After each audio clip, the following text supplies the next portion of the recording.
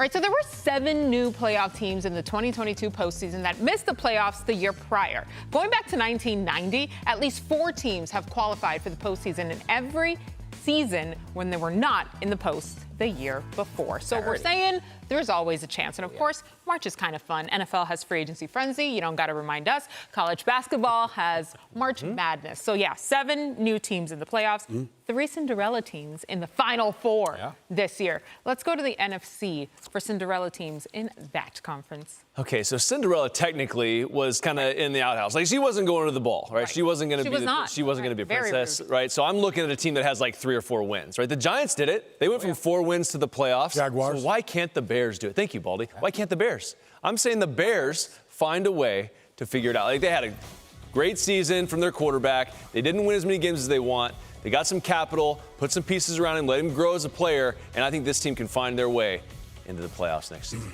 Did any team last year have more adversity turmoil than the Carolina Panthers? No. Coaching changes, a lot of changes there. We don't know who the quarterback is going to be next year, but they won 7 games last year. And when I look at why I think the Carolina Panthers could be a playoff team this year, it starts, to me, they've fixed their offensive line. Like, whoever's the quarterback is going to play behind a quality offensive line. Taylor Moton, Ickey, Bozeman. I mean, it's a good group.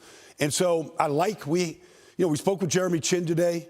I like a little Chin music. I feel like Carolina can make that jump this year. I'm almost surprised you didn't mention the coaching staff, more specifically D. Hall. Let's go. D'Angelo Hall. Let's be real spoke with D. Hall today, yeah. All right, what about the AFC, Baldy? Is there a team that stands out that's got that profile? Well, the Jets are one of these franchises that, it's 2010, Rex Ryan, Mark Sanchez, they won a playoff game. It's been a while. It's been a drought. But I think Aaron's come to town. He may take Joe Namath's jersey. And Joe with said it's okay. Mecole Hardman, Alan Lazard, Garrett Wilson, Breece Hall. And I saw pictures of Mekhi Becton last week. He looks like he's ready to go. I feel like the Jets can turn this thing around and make the playoffs this year. Okay, when I look at this, I think this is a team that doesn't get a lot of conversation, just because I think Sean Payton has to come in and do an incredible job with Russell Wilson. Now, Russell Wilson has played good football in this league before. I don't think he's forgotten how to play good football. I think that what they went through last year, it was scary. All right, I admit, I watched film sometimes. I didn't know what he was looking at. Right, but with Sean Payton, I guarantee you, he's going to know what he's looking at. Right, he's going to get that guy right. And then if your quarterback gets right, and you got a good run game, you got some good position players on the outside, the defense is fantastic. I think the defense is going to be good enough, and Sean Payton's offense has historically always been good. So why can't they find their way?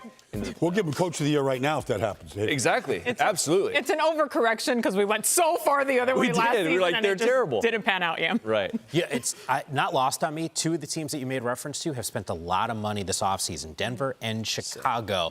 And Denver's actually helped their offensive line. Remember, Russell Wilson sacked 55 times, time for the 2nd most in the NFL. By the way, since we're talking about Cinderellas, you can check out our friend Adam Schein's column, NFL.com, for his 2023 NFL Cinderella teams.